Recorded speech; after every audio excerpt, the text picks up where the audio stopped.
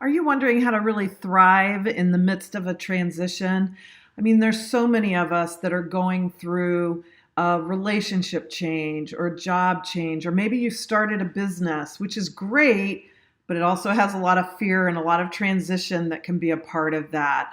Or you've moved like I have recently. Well, I'm Brenda Florida, certified life coach, and I'm here to tell you you can thrive during transition. Now, here's a few keys that I think have to be in place in order for you to thrive during all the change and disruption and sort of chaos that sometimes can be created anytime we're in a life transition. I went through this when I got divorced. I've been divorced twice.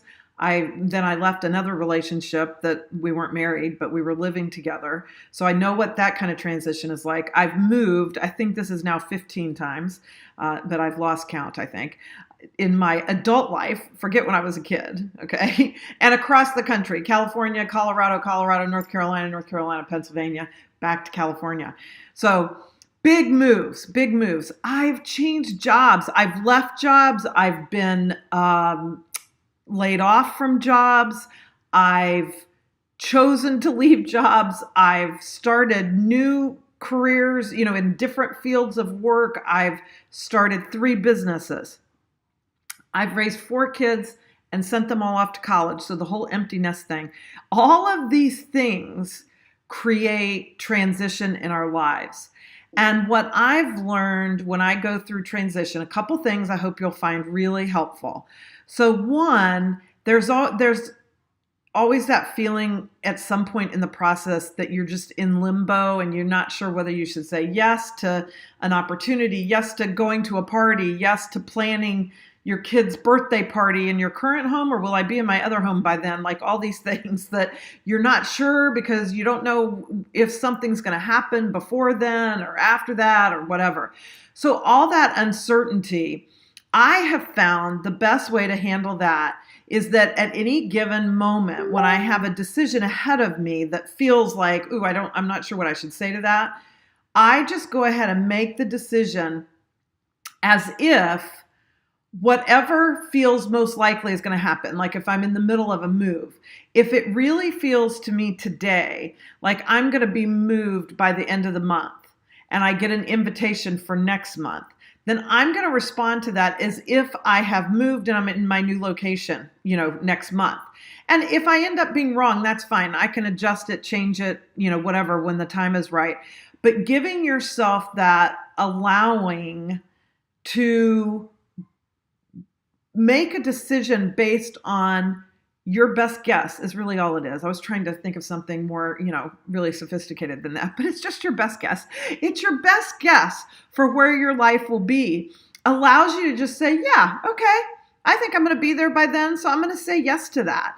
And then just let it be. Let that be okay. And when you get close to it, if things didn't work out the way you wanted, you say, hey, you know what? I'm going to have to change that because now it looks like this isn't going to happen in time or whatever. But allowing yourself to just rest in, yeah, I'm going to do that or I'm going to not do that because I think, this is where I'll be at my life in that point. And if anything, err on the side of no change. If you're really not sure of that, just say, hey, you know what? If nothing's any different, I haven't gotten the new job. We haven't heard about the transfer yet. Well, then if we were to just stay right where we are, we would say yes to that, then say yes. And just let yourself have that little level of certainty, knowing that you can always change it if you have to at the last minute. The other thing that I find really important is that I really focus on whatever change is coming. I'm really focused on what are the benefits to that change. What are the things that it's going to do to improve my life? Or in what ways do I imagine I'll feel happier or more free or more full of joy or, relief from something? Like maybe it's a job and you're going to, make more money. And so you feel the financial relief of that. Whatever it is, identify those feelings that are positive that you're going to have when that change occurs. Then the other thing I want you to do is write down the feelings or this will often come as a thought, the thoughts that make you nervous or cause you stress about your new whatever you're transitioning into, your new place to live, your new job, your new business, a new relationship, whatever it is.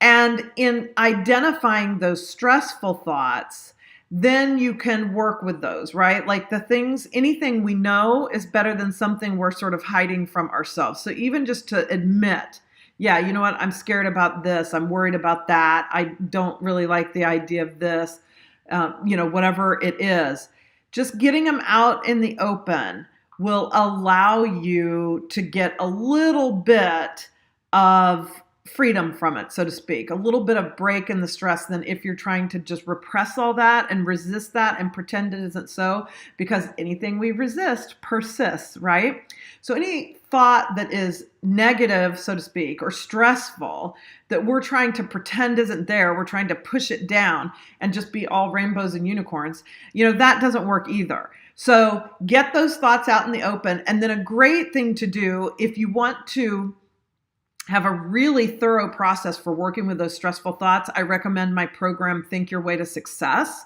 You'll find it at brendaflorida.com/think-success.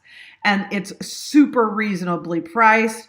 And I take you through a 5-step process that will disempower those stressful thoughts. So I hope that you'll check that out, because that will help give you a lot of freedom for your stressful thoughts. So I hope those 3 things are really helpful for you if you're in transition right now.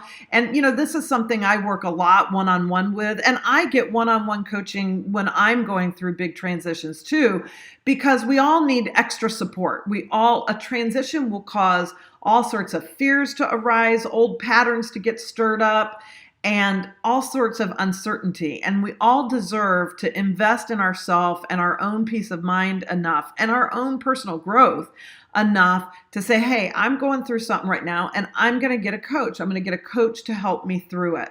I've helped people through job changes, business changes, figuring out when to leave a relationship and how to know if that's the right thing to do, moving to new cities, all kinds of things, finding new jobs, all of it. I am your transition queen. So I would love to talk to you about working with me one-on-one if you want to do that too. And you could just email me at brenda@brendaflorida.com. So I hope this is helpful to you. Remember to stay in certainty wherever you can, and just assume you can say yes or no, whatever you want to do, based on either nothing changing, if that feels the best, or that the change has occurred. Do it from that place.